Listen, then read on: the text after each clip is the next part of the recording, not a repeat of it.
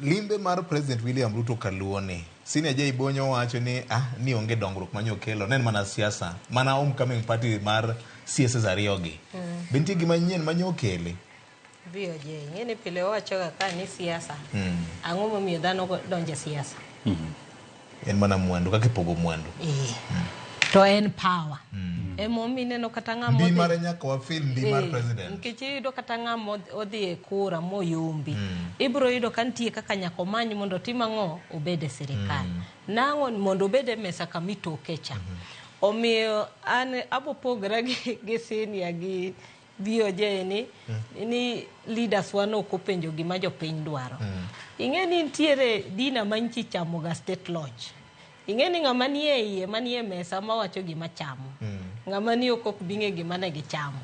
koro ing'eni kaka pok onyiso nyaka bede ni kama ne gichiemeno weche gi ne nitie kaka nowachi mana kaka wacho ni chairman mar duol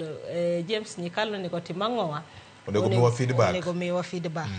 but an kadok chien kaka ni winjo senior no wacho kata wach mar Mageta Geni kuma ni yawe stima ing'eni ni neno kata coast guards mano dhi kuro nitie mano capsize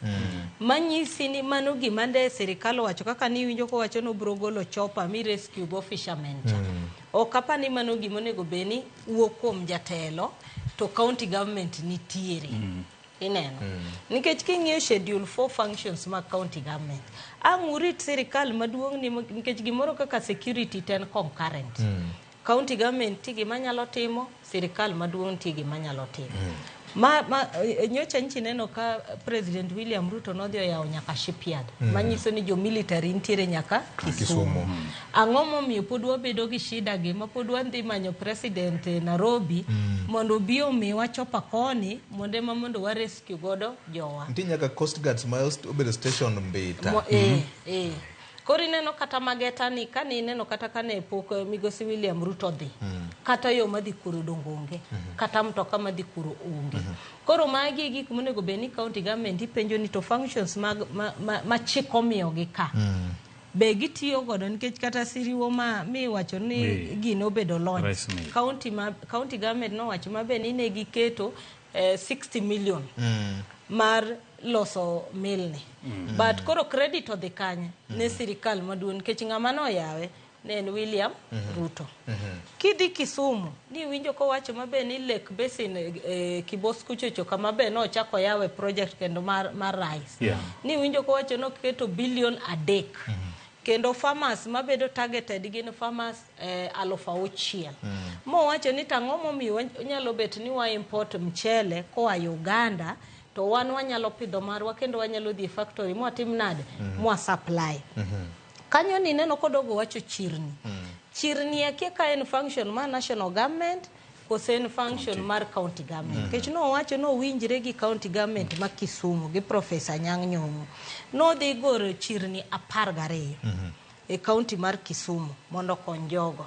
kani neno wach mar affordable housing no wacho ni giketo 7.3 billion to kae no wacho ni gidhi gero ute 10,000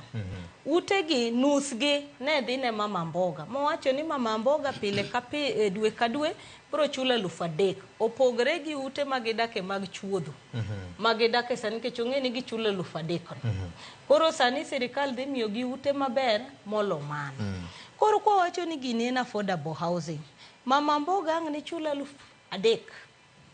e dwe ka dwe koro magi penjo mitima ng'owa mipenjo kata trauma center mar Nyabondo ma wawacho cha ni winjo ko wacho mabeni obiro gero the biggest hospital in Nyanza region ma sirikal dhi yawo nikech accident osebedo kantiere mang'eny e ndara ma sirikande koro yawo hospital maduong' kabisa koro na penjo to hospital ni en ogere gi national government koso gere gi donors kosen concurrence koro king'iyo gigi tido gi penjri ni limbe ni ne en mar miyo jopiny dongruok koso mana gima jowete wacho ni ya ne en William biro iweche ni test waters ground nikech neno ng'ato no penjo ni ya baba Raila Amolo Odinga no bedo unveil tich ariyo tich adek William no chako trip ne mar Nyanza to ng'ato no wacho to sechego ni njoko wacho ni an awera gi siasa maloko an kora an continental koro ing'e ni constituency ne ma baba oweyo mowacho ni koro en continental ni ema ne William odhi test waters ni to constituency ni koro mara koso nang'o maparo ni gilimbe ni to no confirm ni constituency no kawo nikech ka nineno kaka leaders no wuok kendo nineno kaka jopiny no rwake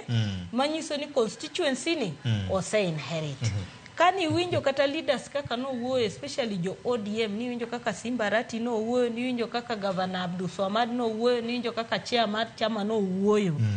manyiso ni ODM osedonje sirikal kendo ni winjo kaka ocho ni 2027 onge gimoro no wuoyo wacho opposition